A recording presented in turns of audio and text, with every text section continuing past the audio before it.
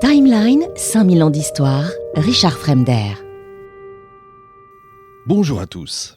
C'est fait. 5 ans après le terrible incendie, les cloches résonnent de nouveau à Notre-Dame. Alors comme j'ai déjà fait une émission sur les cathédrales et puis sur Notre-Dame elle-même, j'ai voulu revenir sur les racines chrétiennes de la France après toutes les imbécilités que j'ai pu entendre ici ou là.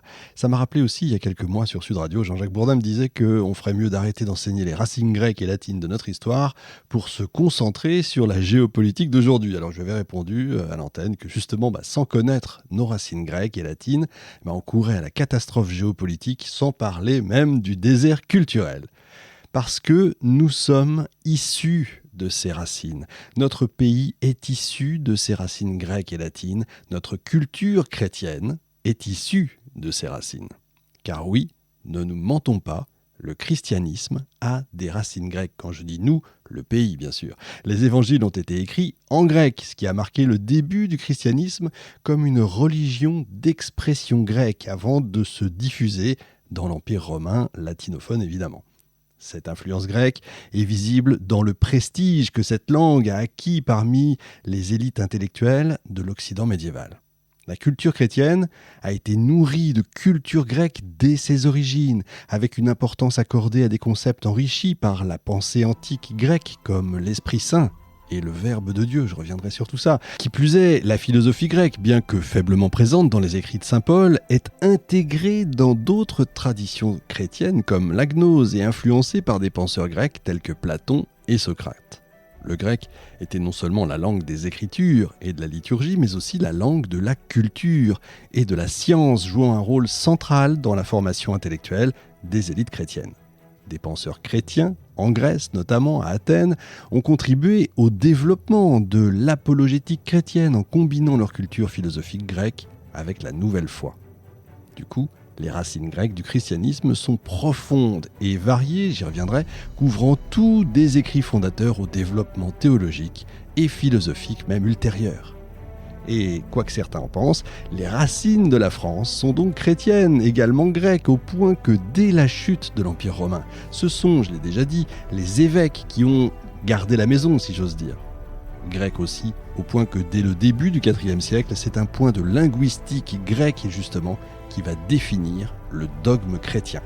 Alors je vais entrer évidemment dans des tas de détails, parfois peut-être un peu ardus, alors n'hésitez pas à réécouter l'émission plusieurs fois et si ça vous plaît, mettez un petit commentaire sur Apple Podcast et les autres, avec aussi une pluie de petites étoiles, vous savez, on adore ça. Les racines chrétiennes de la France, c'est dans 5000 ans d'histoire, et vraiment je vous assure, nulle part ailleurs. Je vous le disais, la religion chrétienne a été profondément influencée donc par la culture grecque à plusieurs niveaux. Premièrement, les évangiles et d'autres textes du Nouveau Testament ont été initialement rédigés en grec, ce qui a établi la langue et la pensée grecque comme fondation de la théologie chrétienne. Le christianisme primitif s'est donc exprimé en grec avant de se répandre dans l'Empire romain. C'est ce qui explique en grande partie la fascination des élites intellectuelles médiévales de l'Occident pour la culture grecque. Deuxièmement, le christianisme a adopté et intégré de nombreuses idées philosophiques grecques, des concepts tels que l'importance de l'Esprit Saint, le Verbe de Dieu et même la notion de personne humaine, entre guillemets, ont des racines grecques qui ont été enrichies et puis transformées en éléments centraux de la théologie chrétienne. Le Verbe de Dieu, vous allez me dire qu'est-ce que c'est ? Ça fait référence à la parole divine par laquelle Dieu crée le monde. Dans le contexte biblique chrétien, particulièrement dans l'Évangile selon Jean, le Verbe est identifié au Créateur lui-même. Écoutez donc. Au commencement était le Verbe, et le Verbe était avec Dieu, et le Verbe était Dieu, et le Verbe a été fait chair, et il a habité parmi nous. Ça c'est dans Jean, chapitre 1, versets 1 à 14. Ça signifie que la parole de Dieu n'est pas simplement un moyen de communication, mais une force créatrice puissante et divine.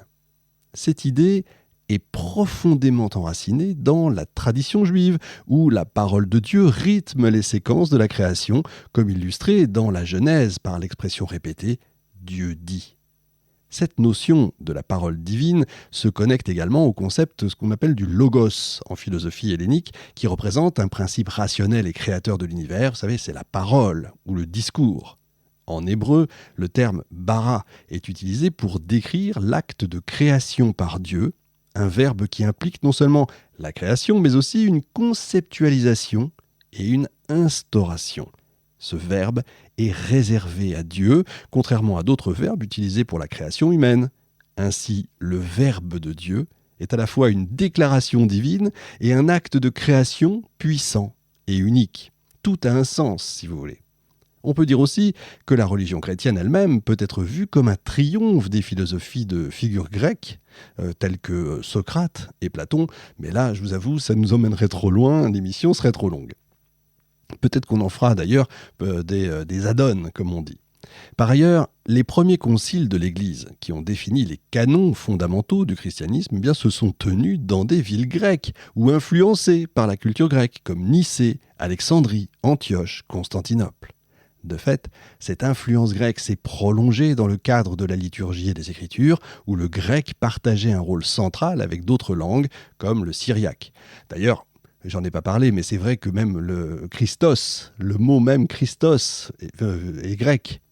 Les chrétiens syriaques, justement, en contact constant avec la culture grecque, se sont passionnés pour des philosophes grecs comme Aristote et Galien, qui étaient également médecins, contribuant du coup à la diffusion de leurs œuvres, même sous domination musulmane.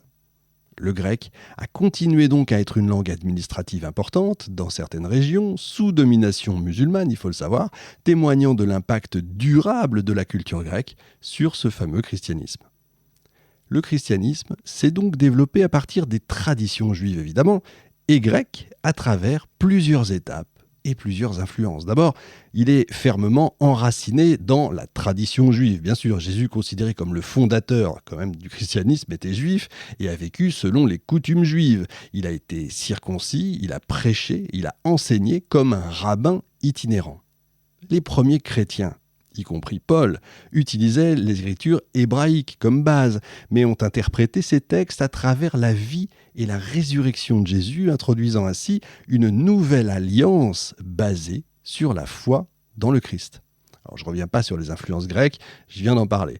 Bien que le christianisme ait partagé un ancrage historique commun avec le judaïsme, notamment à travers la croyance en la résurrection, il a pris une direction différente en raison de l'importance accordée à la personne même de Jésus. Cette divergence était inévitable et a conduit à une séparation réelle, concrète, des deux religions. Le christianisme a transcendé les lois et les prophètes juifs, intégrant ses propres enseignements et traditions.